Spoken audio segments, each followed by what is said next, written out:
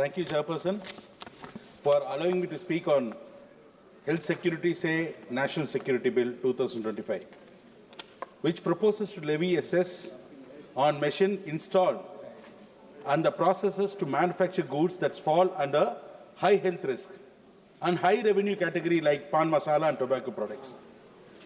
The main objective of the bill is to raise additional revenue in two categories: national security and public expenditure. But ma'am, from health security to national security, the purpose of collecting cess is to spend it for a specific purpose. But here, the spectrum is very broad, from health security to national security. Where will be the accountability? How the audit will take place is a serious concern that we have to focus. But anyway, this government brings a bill for consideration and passing. But till now, I have not seen any consideration, only passing. Whatever revenue that is generated from this cess is expended usually for a specific purpose. This allows the centre to have more fiscal autonomy, but the point to be noted is it acts as new and big source of revenue to the union government. At the same time, the cess reduces the fiscal state and the financial autonomy of the states. Most importantly, the shift towards non-shareable taxes reduces transparency in fiscal management. Normally, in public spending, it is said that 1.1 to 1.5% GDP is spent by 2017 statistics. But as per the national health policy, it has to be minimum 2.5%, madam. This government will never believe in spending on health care, but it only poses as if it is having a serious concern on health care.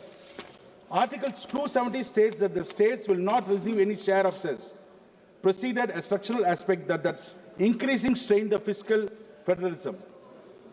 For example, although 15th Finance Commission recommended states should receive 41% of the divisive pool, for 21-26, the actual share of the centre gross tax revenue has declined significantly, as the centre now collects the largest proportion of taxes through non-divisible taxes and surcharges. As a result, the state have to encounter dual challenge, that the share of the simple taxes diminishes while they continue to bear nearly 50% of public expenditure responsibility, particularly essential sectors like health, education, and infrastructure. In this context, introduction of additional sources from which space are excluded for restricted and undermine the cooperative federalism. Combining health and national security and merging the two, both unrelated objectives, under one cess is dilution of priorities. Funds meant for public health may be diverted to security purposes or vice versa. This reduces transparency. Madam Chairperson, I would like to bring to your kind attention that more than 1.5 lakh crores funds collected by the government through the varied scheme for the purpose of higher education, road development, welfare of construction workers are lying unutilized. I am not saying, madam, CAG's report. There is a huge possibility of diversion of funds for the purposes mandated under the Finance Act cannot be ruled out at all. Cess do not form the part of the divisible pool to be shared with the states. The cess that are collected are to be deposited to designated reserve fund. There is a huge shortfall of 3.95 lakh crores. Cess, which was not transferred for specific purpose, especially in the field of oil industry, health and education. Madam, intended beneficiary funds are Parambik Siksha Kosh, that is called PSK in 2005, and Madhyamik Uchchata Siksha Kosh, MUSK 2017, and Pradhan Mantri Swastik Suraksha Nidhi in 2021.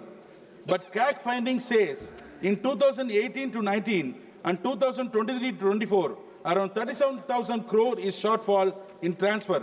But the Finance Ministry claims that it is transferred 3.6 lakh crores, but still 1 lakh shortage is still there and it is not answered at all. The reasons are violation of fiscal transparency that is not transferring to the intended fund, violate Parliament authority and federal accountability and citizen trust. Madam Chairperson, another report, interesting report, which CAG says 2.75 lakh crore received from cess, 35 cess, different cesses and levies in 2018-19. Only 1.65 lakh crore has been transferred to reserve fund and rest was returned to CFI, that is Consolidated Fund of India. There is inflexible rule that we cannot park public funds outside government accounts.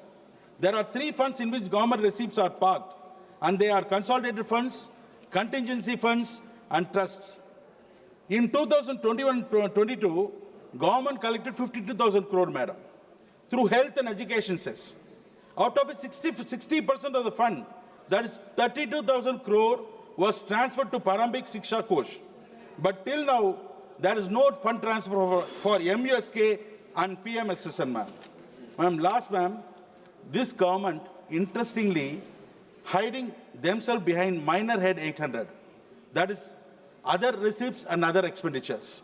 In 2019-20, CAG report said, repeated uses of minor head 800 results in opaque of accounts and needs to be curtailed.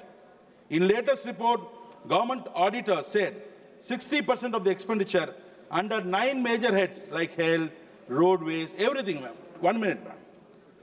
Through land reforms was under minor head 800. The total expenditure under 9 major heads worked out 79,000 crore. Out of the 60%, 48,000 crore was treated as minor head 800. That is mere account adjustment, ma'am. So this is for the point of concern where the government keeps on imposing cess and being not utilized for the specific purpose. The transparency is lost, opaqueness is dominated, accountability is questionable. Hence, I strongly object. And last, ma'am, by adding one more cess, this government is making a big mess. Thank you, ma'am. Shri Manjunath ji. Honorable members will only be able to give 5 minutes